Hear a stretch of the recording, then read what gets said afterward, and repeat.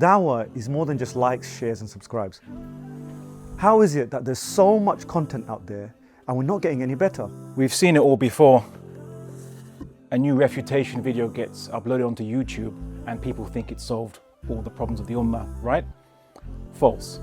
Relying on only refutation videos to solve all our problems is simply delusional. We need a more holistic solution.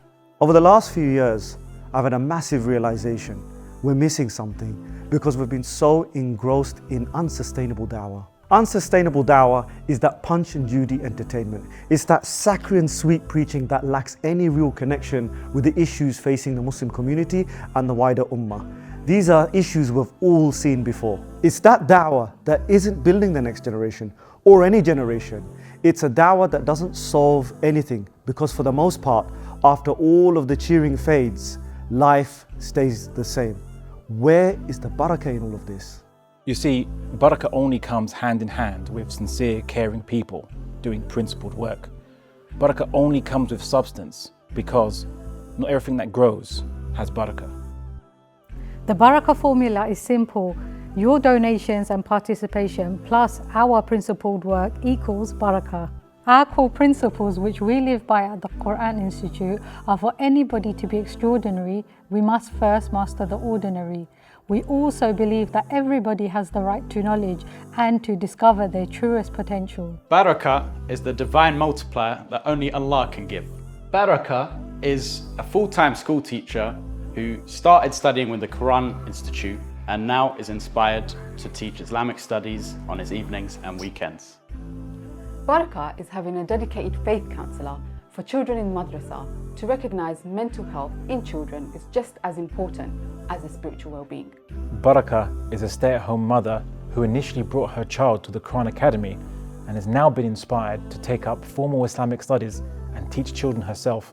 Barakah is a family attending suhbah qiyams who then find themselves providing emotional support, positive company and acceptance for domestic violence sufferers and those going through a faith crisis. Barakah is a divorcee who received counselling from Al-Madad Outreach, while her daughter found refuge in the Quran Academy's critical thinking classes, which prioritise sound iman over performative ibadah.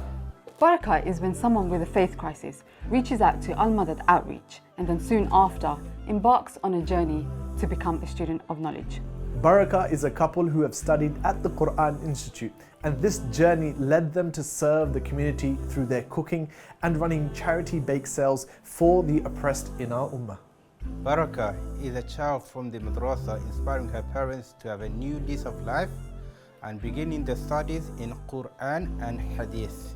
Barakah is seeking counselling and then undergoing Islamic counselling training to join an Nasiha line that not only listens and advises but also triages people to a growing ecosystem of outreach services. Barakah is a mother providing a safe space to empower mothers and daughters to learn, heal and grow together.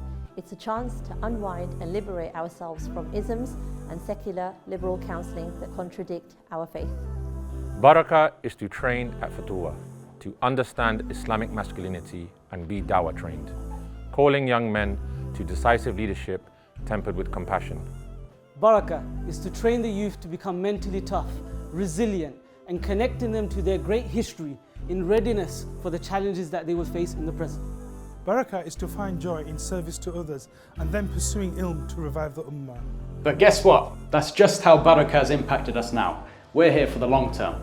We're all about legacy and leaving sustainable dawah long after we're gone.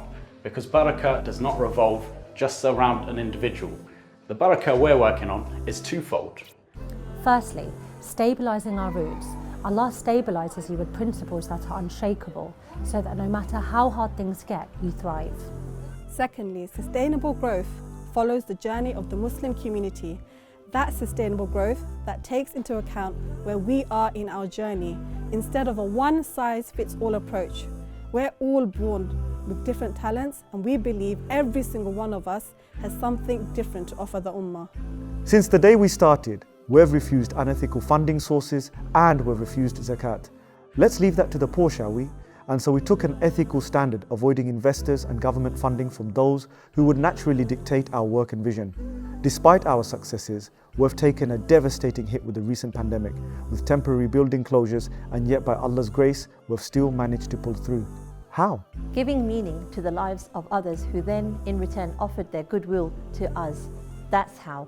This is us working on a higher algorithm, a greater love of Akhuwa and khidma over anything else. This is where we get our unparalleled efficiency. It is literally the secret sauce of our work. Last year, with less than 100k funding, we managed to get 200k of man hours and output. This year, with 100k, we'll give you 1 million, inshallah. We've taught hundreds of children how to think critically about Islam and the West and defend their religion whilst teaching them the inner dimensions of spirituality. We have countless families reconciled through mediation, intervention and counselling, like a son who was separated from his father and is now back on speaking terms, like a sister who was in a violent relationship and found her self-worth through counselling and summoned the courage to leave and live a new lease of life. From the thousands that registered for our adult courses, there were students who fell through the gaps, overwhelmed by life's challenges. We didn't turn them away. We called them back the next year and sponsored them to study for free. We don't punish people for going through problems because we genuinely want them to learn.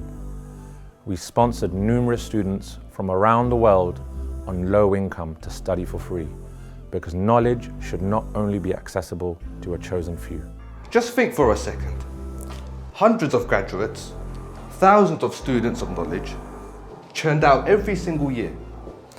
But where is the grassroots impact? Where is it?